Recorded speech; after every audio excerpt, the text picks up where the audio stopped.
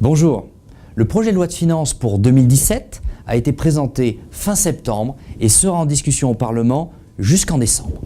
Je vais vous présenter les principales dispositions pouvant vous concerner. Elles sont sans surprise avant des échéances électorales plutôt favorables. Il est prévu une réduction de 20% du montant de l'impôt sur le revenu des contribuables imposables les plus modestes dès les revenus 2016. Le gain moyen serait de 200 €.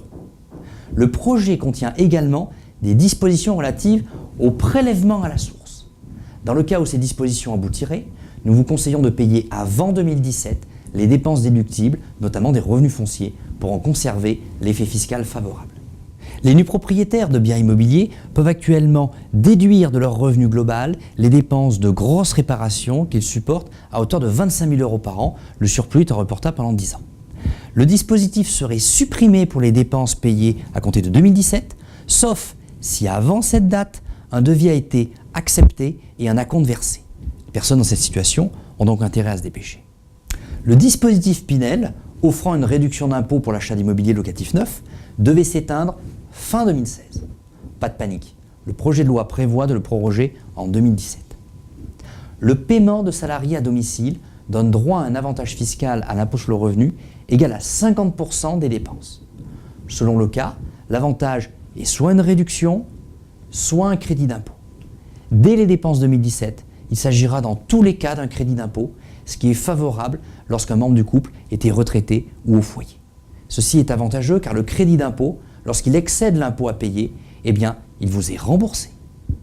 Il existe une réduction de droits de donation ou de succession de 305 ou 610 € par enfant du bénéficiaire au-delà de son deuxième enfant. Elle serait supprimée à compter de 2017.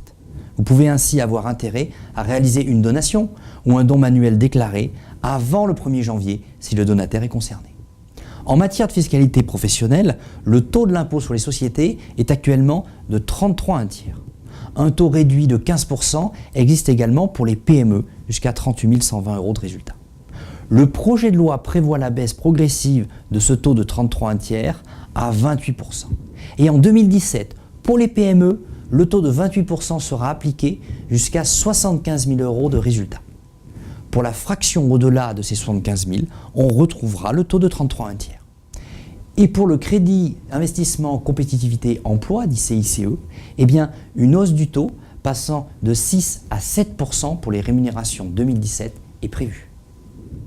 Les députés ont modifié le texte initial, insérant plusieurs mesures défavorables, durcissement des attributions d'actions gratuites, suppression de l'exonération de la première cession d'un logement qui n'est pas sa résidence principale, lorsque l'on s'engage à acquérir sa résidence principale, suppression de la suppression des conditions de ressources pour le cumul entre l'éco-PTZ et le crédit d'impôt transition énergétique.